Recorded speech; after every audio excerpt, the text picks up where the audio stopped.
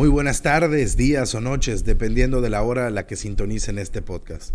Bienvenidos a este espacio dedicado a la incursión, estudio y opinión de temas relativos al derecho fiscal.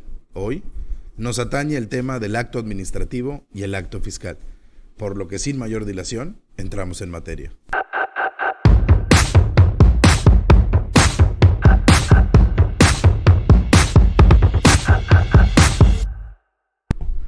Entraremos en materia distinguiendo entre qué es una actividad jurídica y no jurídica, que es el antecedente del acto administrativo. La primera clasificación es efectuar, es aquella que distingue entre la actividad jurídica y no jurídica dentro de la administración pública, o sea, actividades y actos que producen o no efectos jurídicos. Obviamente, la parte que a nosotros nos atañe y nos interesa es la actividad jurídica, la que está encaminada y encausada a producir efectos jurídicos directos sobre la esfera del administrado. Por ende, la actividad no jurídica de la administración pública no será materia de este podcast. Ahora vamos a definir el acto administrativo. Podemos definir al acto administrativo como la declaración unilateral realizada en el ejercicio de la función administrativa, que produce efectos jurídicos individuales y en forma directa. Como siempre, podemos ver la definición en el sentido amplio y en el sentido estricto o restringido. En el sentido amplio, sería acto administrativo toda declaración administrativa productora de efectos jurídicos, es decir, cualquier acto de la autoridad que modifique o produzca un efecto jurídico debe ser considerado un acto administrativo. Por el contrario, en el sentido estricto, para que se considere un acto administrativo el acto de la autoridad, debe ser unilateral e individual y que produzca los efectos jurídicos. ¿Esto qué quiere decir? Hablamos de que el acto es unilateral cuando no se requiere la voluntad del gobernado o administrado para que el acto se lleve a cabo. Es decir, solo una parte tiene la voluntad de exteriorizarse. Y tiene que ser individual porque está dirigido en específico y en particular a un solo gobernado.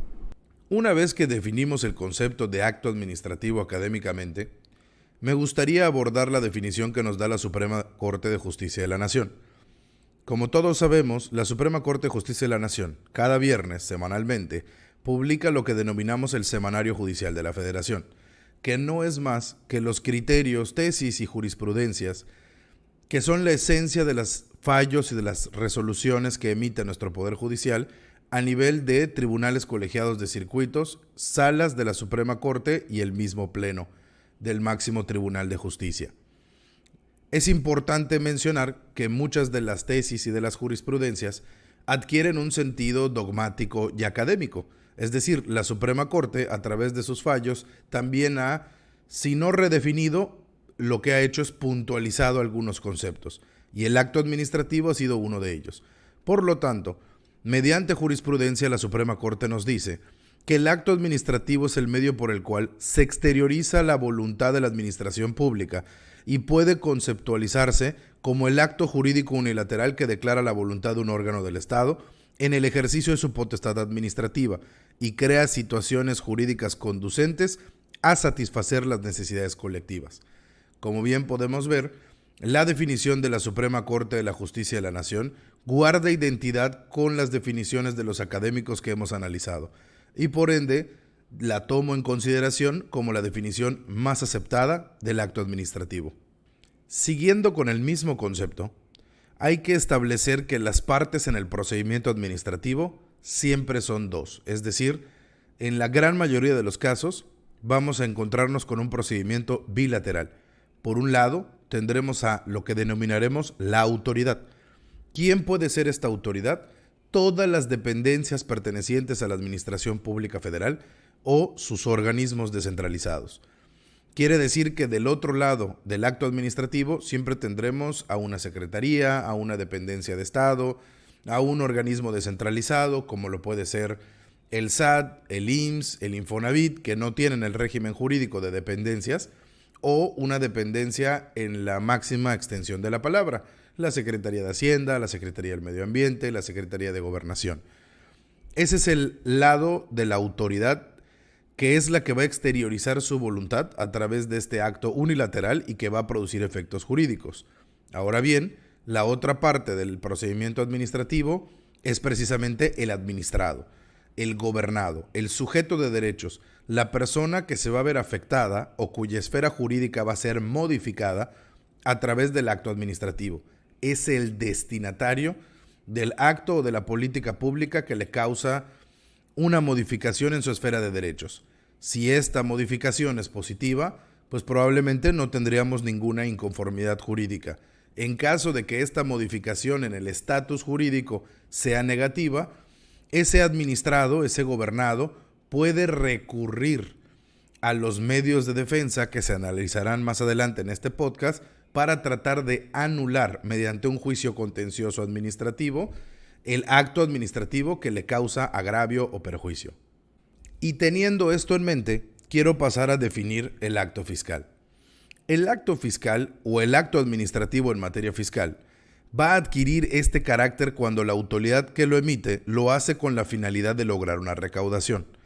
Es decir, el acto fiscal no es más que un acto administrativo que además de cumplir con todos los requisitos del acto administrativo, es decir, ser un procedimiento unilateral emitido por una autoridad de manera que exteriorice su voluntad y por supuesto que modifique la esfera jurídica de un administrado, cuando lo hace con una finalidad recaudatoria y la finalidad modifica la esfera tributaria del contribuyente, esto puede ser determinando las contribuciones, cualquiera de ellas, impuestos, aprovechamientos, derechos, aportaciones de seguridad social o contribuciones de mejora, o la omisión de obligaciones fiscales a cargo del administrado, estaremos entonces ante un acto fiscal.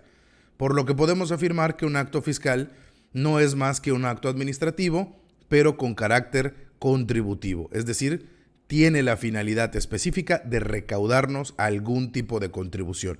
En la gran mayoría de las veces, esa contribución es un impuesto. O también puede ser que nos quiera denominar una omisión de obligaciones fiscales.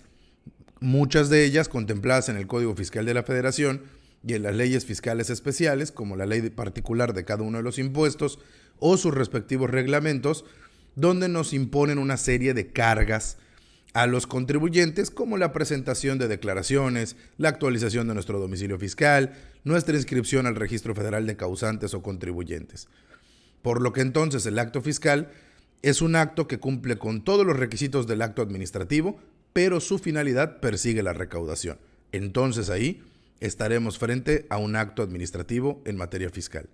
Y bien, vamos a finalizar entonces este episodio comentando de los requisitos adicionales a los observados en las definiciones conceptuales y a los observados en la definición de la Suprema Corte para que un acto administrativo o un acto fiscal gocen de plena validez y puedan subsistir dentro del sistema jurídico mexicano. Por mandato de nuestra norma suprema, la Constitución Política de los Estados Unidos Mexicanos, en su artículo 16, nos dice que todo acto de autoridad debe de estar fundado y motivado. Sin estos dos requisitos, sin la fundamentación y sin la motivación, el acto administrativo podrá gozar de los demás elementos como ser un acto unilateral, exteriorizar la voluntad de la administración pública y afectar la esfera jurídica del gobernado. Si no goza de estos dos elementos constitucionales, no tiene cabida dentro de nuestro sistema jurídico mexicano. Y me gustaría hacer una breve definición de qué es la fundamentación y qué es la motivación, ya que, como bien les mencioné, es un mandato constitucional que el acto administrativo o el acto fiscal para subsistir, para que pueda producir esos efectos jurídicos de los que hablamos, tiene que contar con estas dos características. La primera es la fundamentación, y se entiende por fundamentación la precisión de los conceptos y de los preceptos legales aplicables al caso concreto. En español, es la cita de los artículos correctos que le dan competencia a la autoridad para hacer lo que está expresando y articulando en el acto administrativo o el acto fiscal que está llevando a cabo. Es decir, la autoridad, cualquiera que sea, tiene la obligación de especificarnos en qué artículos se está basando para poder realizar el acto que nos está afectando jurídicamente. Y el segundo es la motivación. Se entiende por motivación las circunstancias especiales, razones o causas inmediatas que se hayan tenido en cuenta para la emisión del acto. Es decir, no basta con la cita de los artículos, sino que también debe de explicar los motivos, las razones y las circunstancias por las cuales esos artículos aplican al caso concreto.